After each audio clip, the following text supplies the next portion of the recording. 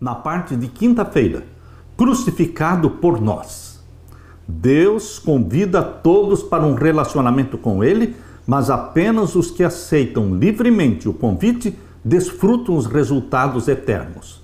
Como vemos na parábola do banquete de casamento, muitos a quem o rei chamou não quiseram vir. Então, pouco antes da crucifixão, Cristo lamentou, declarando que queria reunir os seus filhos, mas eles não quiseram. Jesus chorou sobre Jerusalém, dizendo: Jerusalém, Jerusalém, que matas os profetas e apedreja os que te são enviados. Quantas vezes quis eu ajuntar-vos, assim como a galinha ajunta os seus pintainhos?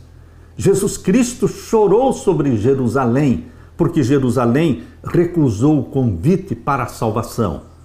Cristo foi à cruz por eles, e Cristo foi à cruz por você e por mim. Que amor incrível é esse! Que Deus é esse! Embora a pena para o pecado seja a morte, Jesus pagou o preço e abriu o caminho para restaurar o relacionamento entre o céu e a terra. Vamos ler agora João capítulo 10 e o verso 17 e 18. Leia comigo. Por isso o Pai me ama, porque dou a minha vida para tornar a tomá-la. Este verso está dizendo que Jesus deu voluntariamente a sua vida. Ele não foi forçado a morrer por você. Ele morreu por você voluntariamente. Quando Jesus Cristo, por 3 vezes, lá no jardim do Getsêmani, orou ao Pai: se possível, passe de mim este cálice. A natureza humana de Jesus tremia em face da morte, em face do sofrimento. Mas ele sempre dizia: seja feita a tua vontade e não a minha. Ele colocou a vontade do Pai acima da sua própria vontade. Ele escolheu morrer por você. Por isso ele disse: por isto o Pai me ama, porque dou a minha vida. Ele entregou a sua vida para tornar a tomá-la. Jesus Cristo tinha vida em si mesmo. Jesus Cristo nunca deixou de ser Deus. Ele viveu como homem na terra. Ele ocultou a sua divindade na roupagem humana e viveu como homem. Literalmente ele era 100% homem e 100% Deus. Mas ele viveu como homem, como exemplo de um ser humano que deve viver na dependência do Pai. E o capítulo 10 e o verso 18 diz: ninguém me tira de mim, ninguém tira a minha vida. Por quê? O sacrifício de Jesus foi voluntário. Se ele quisesse descer da cruz e voltar para o céu, ele poderia ter descido da cruz e voltado para o céu, porque ele nunca pecou. Ele escolheu assumir os nossos pecados na cruz do Calvário. Ninguém tira a minha vida, mas eu de mim mesmo a dou, voluntariamente. Por isso o amor de Deus é voluntário, é generoso, tendo poder para dar e poder para tornar a tomá-la. Jesus Cristo deu a sua vida e tomou a sua vida de volta na ressurreição, porque quando Jesus saiu do túmulo, ele saiu do túmulo vitorioso, glorificado, pela vida que em si mesmo havia. Como pode ser isso? Saiu do túmulo pela vida que em si mesmo havia.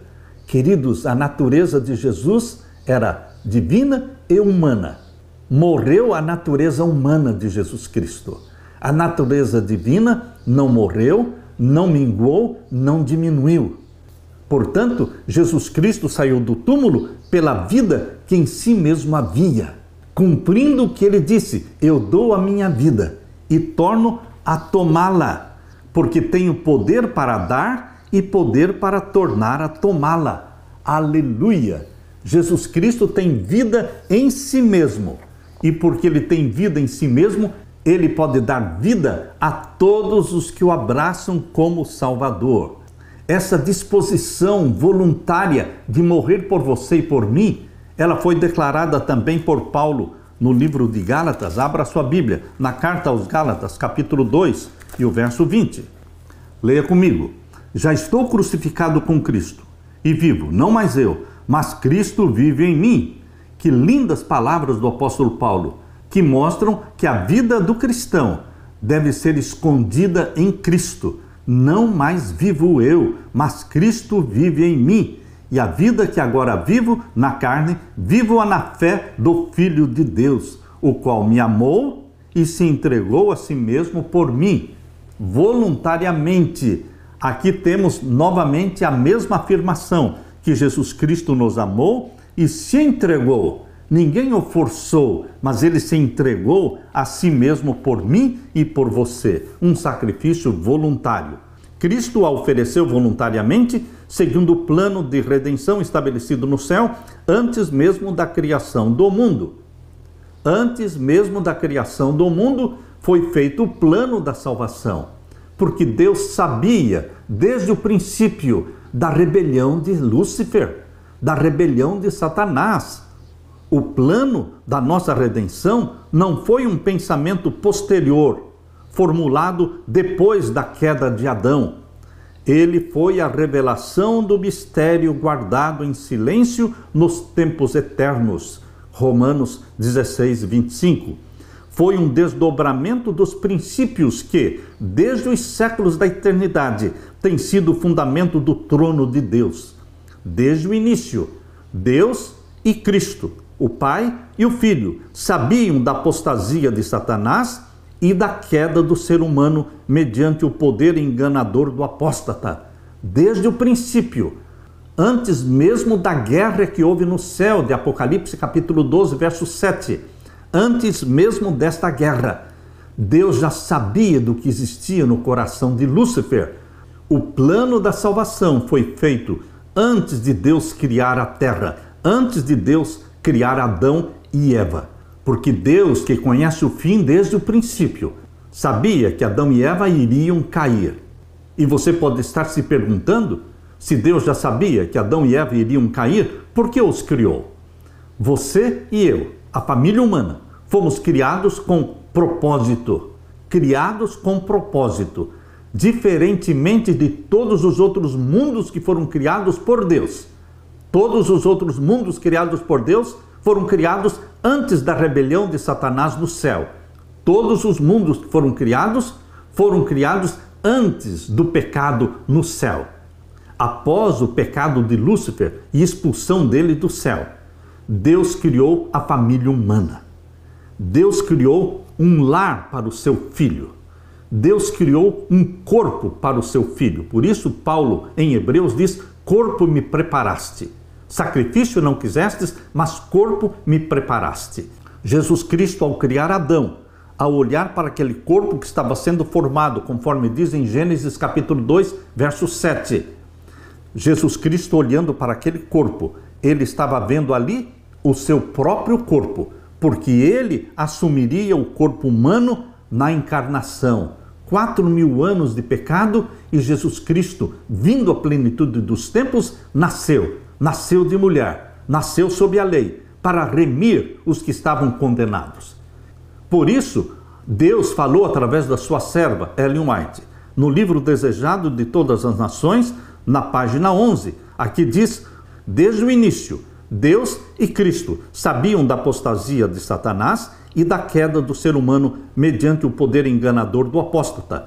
Deus não determinou a existência do pecado.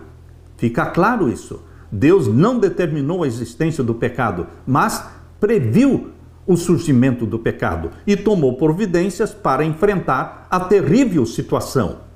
Seu amor pelo mundo era tão grande que decidiu entregar seu Filho unigênito para que todo aquele que nele crê não pereça, mas tenha a vida eterna.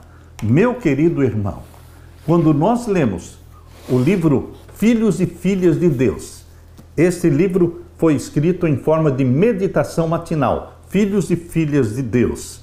Aqui na primeira página, em janeiro, 1º de janeiro, diz assim, criou, pois, Deus o homem à sua imagem, a imagem de Deus o criou, homem e mulher os criou. Gênesis 1, 27. Todo o céu tomou profundo e jubiloso interesse na criação do mundo e do homem. Os seres humanos eram uma nova e distinta ordem. Percebam, os seres humanos, eles eram uma nova e distinta ordem na criação de Deus. Foram criados à imagem de Deus. e o desígnio do Criador era que povoassem a terra. Deus criou o homem, um ser superior. Unicamente ele foi criado à imagem de Deus, diferentemente de todos os outros planetas e mundos criados por Deus. Nós fomos criados com propósito. Deus criou o homem um ser superior. Unicamente ele, ou seja, o ser humano, foi formado à imagem de Deus e é capaz de participar da natureza divina. Você e eu não somos somente salvos, perdoados, nós somos feitos participantes da natureza divina. Algo diferente na criação de Deus. Criados com propósito sagrado, criados com propósito santo, de mostrar em nossa vida que Deus é amor, que a lei de Deus é santa, justa e boa. É em mim, é em você, e é através de Jesus Cristo que o universo todo está conhecendo a lei de Deus, o caráter de Deus. A lei de Deus é uma revelação do seu caráter. E porque a lei de Deus é santa, justa e boa, é uma revelação plena do caráter de Deus, que também é santo, justo e bom. Deus criou o homem, um ser superior, unicamente ele foi formado à imagem de Deus e unicamente ele é capaz de participar da natureza divina, de cooperar com seu Criador e executar-lhe os planos. Filhos e filhas de Deus, página 7. Meu querido irmão, o propósito divino é amar, generosamente e voluntariamente amar. E através deste amor generoso e voluntário, revelado na sua vida, na minha vida, e na doação que Deus o Pai fez do seu Filho ao mundo, através desta doação de amor, o mundo inteiro, tanto os anjos no céu como todos os mundos criados por Deus, estão entendendo o verdadeiro caráter de amor do Pai, o verdadeiro caráter de misericórdia de Deus. Por isso, Paulo diz na primeira carta aos Coríntios, capítulo 4, verso 9, porque você e eu, nós, fomos feitos espetáculos ao mundo, ao universo, aos anjos e aos homens. Deus está olhando para você hoje e Deus está perguntando para você, você me ama? Você me ama? E a nossa resposta deve ser uma resposta de amor voluntário. Deus nos ama voluntariamente, nós amamos a Deus voluntariamente também, porque amor com amor se paga. Aleluia! Deixe-me orar com você. Pai querido que estás nos céus, obrigado pelo amor precioso revelado na cruz do Calvário. Bendito seja Deus, que nos escolheu, a nós, família humana, criados à imagem e semelhança de Deus, escolheu nos fazer uma evidência e uma mostra diante do universo do que é o amor de Deus. Bendito seja o Senhor pelo privilégio de sermos filhos e filhas de Deus, remidos pelo sangue de Jesus Cristo e habilitados pelo poder do Espírito Santo a vivermos como filhos de Deus. Que se cumpra, Pai querido, em nós o teu santo propósito e que o Senhor derrame sobre nós o Espírito Santo e que por nosso intermédio fique revelado diante do mundo e do universo que o Senhor é santo, justo e bom. Aleluia! Deixo com você, meu querido irmão e irmã, a paz de Jesus. Amém.